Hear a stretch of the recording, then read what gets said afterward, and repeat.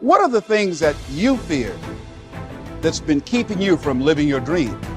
That's been keeping you from doing some things that you would like to do? Just think about those things. Every time your voice speaks and thinks about having something new, fear is there to squash it. Every time you want to try something new, fear is there to squash it. Every time you want to go somewhere new, fear is there to squash it. The big problem I see in the world today is that too many people are letting fear always win these inner conflicts. What if you don't do it? What if you don't chase your dreams? What if you don't stand up for yourself? What if you do not step up to the plate and take that challenge? You have no idea of the breathtaking future that's on its way to you, that's asking you, please let me through. When you decide that you are good enough, when you decide you give yourself permission to have it all, have all the love, have all the health, when you give yourself permission, it's like the inside of your champion is saying, let me out. Fear forces evolution. Fear is good. Fear are instincts. Fear is the radar that tells you what you need to do, how to exist, and what's going to keep you alive. Fear can keep you in your comfort zone. It's safe there. You know what to expect, but nothing grows there. Life happens outside the comfort zone.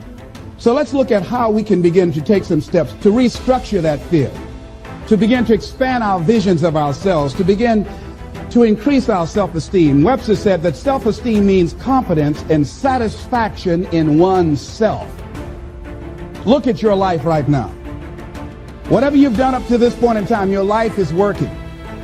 Whatever you have produced, it came out of you as a result of the kind of person that you have become. You have to be fearless. You have to be completely fearless and have utmost belief in whatever that feeling is inside you. It's all a mindset. It's how bad you want something, and nothing tastes better than when you've earned it. There's no better feeling than when you've earned it. So just start. Stop talking about it. If not now, when? If not you, then who? Listen, someone else is starting right now. As long as you got air in your lungs, you have an opportunity to improve your current situation. So human up, accept the challenge, change your associations, and soon you will find yourself receiving accolades and congratulations. But first you gotta say I do to the new you and commit to a lifetime of small wins that at times will seem meaningless and pointless. Are you in a position to quit? Or are you in a position to go harder? Are you in a position to go stronger? Are you willing to dig and go as far as you can in your life? Are you willing to suffer? So instead of boxing yourself in and thinking only about all the different ways that something could be bad, could break, could fall to pieces, think about all the things that you could do if you take the action. The most common fears that we experience, which often sabotage all hope for success, are the fears of failure, poverty, and loss of money. These fears cause people to avoid risk of any kind and to reject opportunity when it is presented to them. They are so afraid of failure that they are almost paralyzed when it comes to taking any chances at all. There are many other fears that interfere with our happiness. People fear the loss of love or the loss of their jobs and their financial security. People fear embarrassment or ridicule.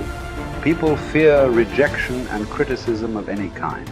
People fear the loss of respect or esteem of others. These and many other fears hold us back throughout life. The most common reaction in a fear situation is the attitude of, I can't. This is the fear of failure and loss that stops us from taking action. It is experienced physically, starting in the solar plexus. When people are really afraid, their mouth and throat go dry, their heart starts pounding. Sometimes they breathe shallowly and their stomach churns.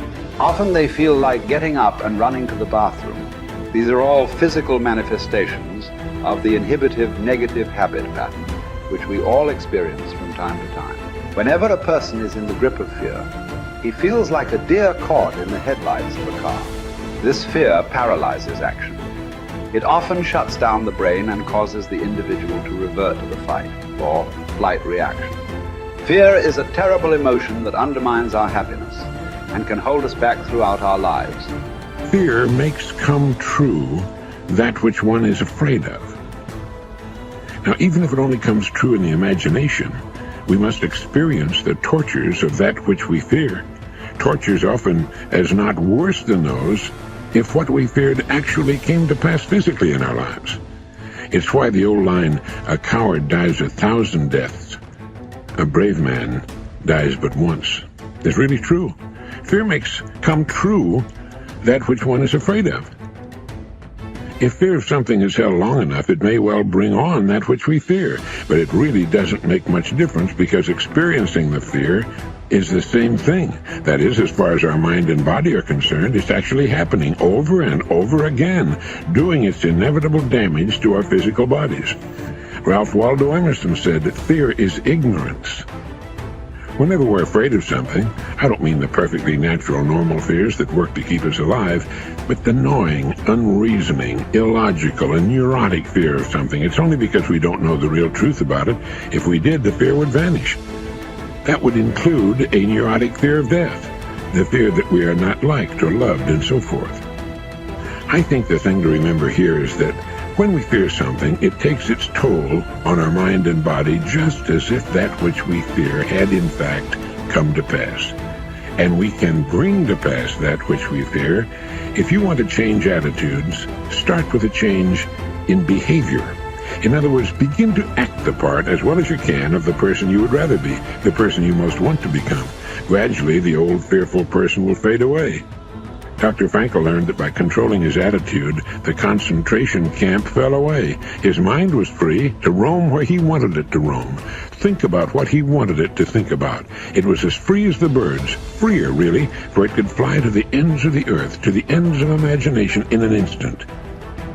And so can yours. And so can mine. You need large amounts of self-discipline to deal courageously with all the fear-inducing events of your life. This is probably why Churchill said, "Courage is rightly considered the foremost of the virtues, for upon it all others depend." The fact is that everyone is afraid, and usually of many things. This is normal and natural. Often fear is necessary to preserve life, prevent injury, and guard against financial mistake. So if everyone is afraid, what is the difference between the brave person and the coward? The only difference is that the brave person disciplines himself to confront, deal with, and act in spite of the fear. In contrast, the coward allows himself to be dominated and controlled by the fear. Someone once said that with regard to warfare, although it applies to any situation, the difference between the hero and the coward is that the hero sticks in there 5 minutes longer. Fortunately, all fears are learned. No one is born with fears. Fears can therefore be unlearned by practicing self-discipline repeatedly with regard to fear until it goes away. Your ability to confront, deal with, and act in spite of your fears is the key to happiness and success. One of the best exercises you can practice is to identify a person or situation in your life of which you are afraid and resolve to deal with that fear situation immediately. Do not allow it to make you unhappy for another minute. Resolve to confront the situation or person and put the fear behind you. The only way to deal with a fear is to address it head on. Remind yourself that denial is not a river in Egypt. The natural tendency of many people is to deny that they have a problem caused by fear of some kind. They're afraid of confronting it. In turn, it becomes a major source of stress, unhappiness, and psychosomatic illness. Be willing to deal with the situation or person directly. As Shakespeare said, take arms against a sea of troubles, and in so doing, end them. The companion of fear is worry. Like twin sisters, fear and worry go around together. Mark Twain once wrote, I have worried about a lot of things in life, and most of them never happen. So if you want to do something, if you thought about something you want to do, take it head on. Decide that you're going to start looking at it, start doing research on it, start tackling it, start becoming involved in whatever and wherever it might lead you to begin to explore the possibilities in that particular thing that you're seeking, so that you can begin to learn all you can about it. Decide that you're going to face it, that whatever shortcomings you have, that you're going to strengthen yourself there. Whatever training that's required, that you're going to go get that training, that you're going to get started right now. George Washington Carver would say, do what you can, where you are with what you have, and never be satisfied. S.B. Fuller used to say, and you heard Joe Dudley talk about, always strive to be more than that which you are. Yeah, don't get satisfied with yourself. Always know that wherever you are, you can enjoy more, that you deserve more. But most people, you know what they do? Most people go through life quietly and safely, tiptoeing to an early grave. Find out what it is you want and go after it as if your life depends on it. Why? Because it does.